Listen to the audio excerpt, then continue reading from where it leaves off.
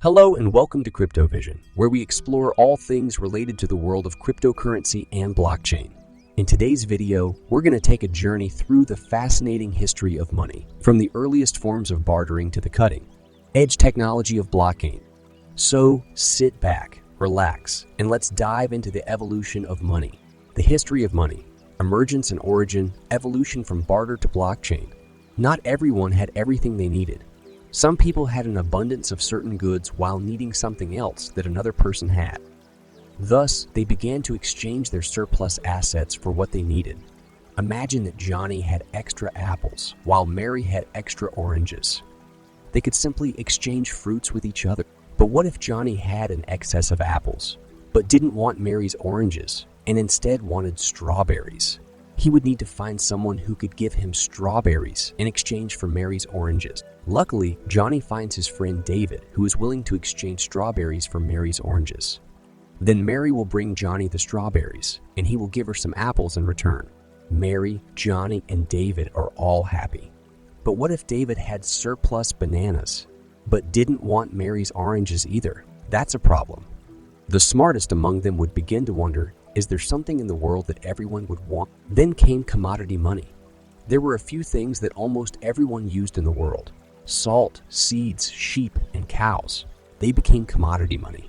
If our heroes had any of these things, they could use them to get what they wanted. People knew that in any given time, there was no one on earth who would refuse an offer of commodity money. They were assets that everyone used, so they were valued. The system turned out to be quite simple. However, commodity money had some disadvantages. It was difficult to transport bags of seeds to another city. In addition, storing them was also a huge problem. If stored for a long period of time, they would spoil. The smartest person among them began to wonder again, is there something that is easier to transport and store, and that is also useful? Answer is metals. Metals were easier to transport, divide, and store, and they were also scarce on Earth, which gave them value. Countries and kingdoms began to mint their coins of different weights, on which there was a seal. The seal guaranteed the weight and authenticity of the coin. By this time, people were no longer in such conditions where everything was done for survival. The value of each coin was determined by the material from which it was made. Depending on the metal used and the weight of the coin, its value was determined. Coins were mostly made of gold and silver, which were difficult to obtain and were not subject to corrosion, which ensured stable weight. Since they were easy to transport, people went further, starting to use them as jewelry to always keep them at their disposal. Others could see how wealthy they were. But this caused another problem, the possibility of theft. Temples came to the rescue. It was believed that gods lived in temples and precious metals also found their home here. People began to keep their money in temples because no one dared to steal something from God. Thus, it was believed that coins were safe. As soon as people put their gold in the temple, the priest gave them a paper receipt indicating the amount of gold brought. The priest promised not to deny the deposit of coins and valuables to the holder of the receipt. Thus, banking was born. Paper receipts reflected the value of gold deposited in the temple, so transferring a paper receipt meant moving the gold itself.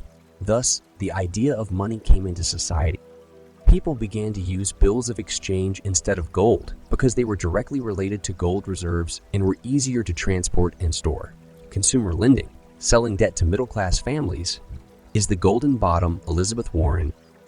Over time, governments and banks replaced temples. Throughout the 19th and 20th centuries, almost all currencies were based on a promise of gold and silver in exchange. Bills of exchange had their value because they reflected the presence of limited resources, precious metals belonging to these governments and banks.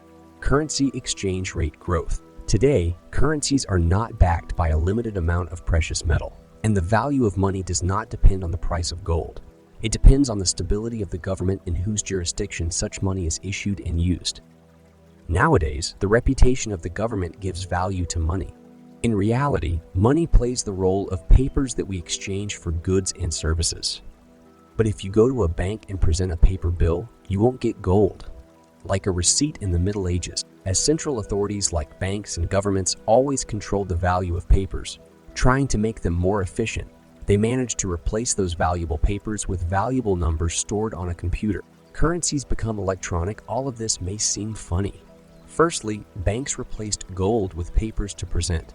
And secondly, they gave value to these papers without backing them with real gold. The same cycle repeated again, and banks declared, people can still steal your paper money. It is still at risk.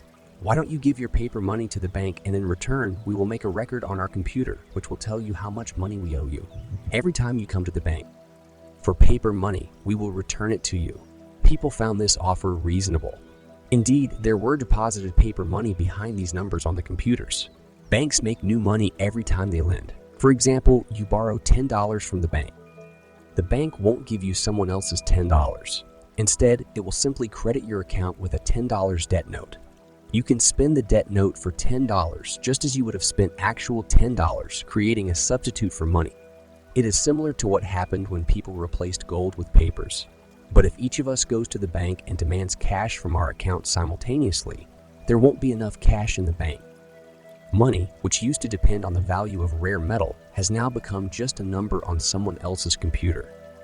At the beginning of the 21st century, the smartest of us began to wonder again. If money is just some numbers in a computer, is there a way to compare them with scarce resources? And is it necessary to keep them on the computer of centralized power? And there you have it, the incredible history of money from barter to blockchain. As you can see, money has come a long way since its earliest forms, and the introduction of blockchain technology has the potential to revolutionize it once again. Thank you for joining us on this journey, and be sure to subscribe to CryptoVision for more fascinating insights into the world of cryptocurrency and blockchain.